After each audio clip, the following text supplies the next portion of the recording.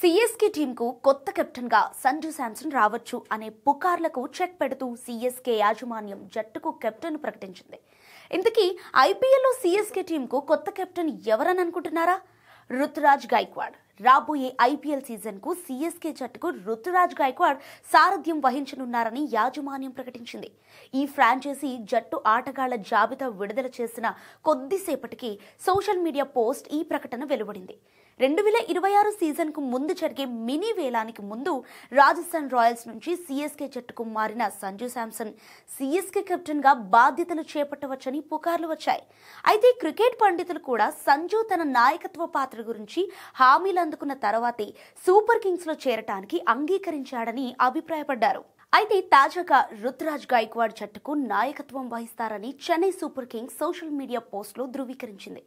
2024 IPL సీజన్లో Super Kings జట్టుకు రుతురాజ్ గైక్వాడ్ కెప్టెన్గా వ్యవహరించాడు.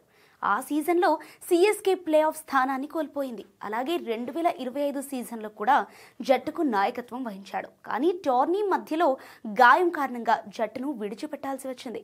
దీని తర్వాత జట్టును ఎంఎస్ ధోని నడిపించాడు. అయితే ఐపీఎల్ 2025లో సిఎస్కే నిరాశపరిచే ప్రదర్శనను చేసింది. ఐపీఎల్ చరిత్రలో మొదటిసారిగా సిఎస్కే 2025లో అట్టడుగు స్థానంలో నిలిచింది. గత కొన్ని సంవత్సరాలుగా సిఎస్కేలో అత్యంత స్థిరమైన బ్యాట్స్మెన్లలో రుతురాజ్ గైక్వాడ్ ఒకరు.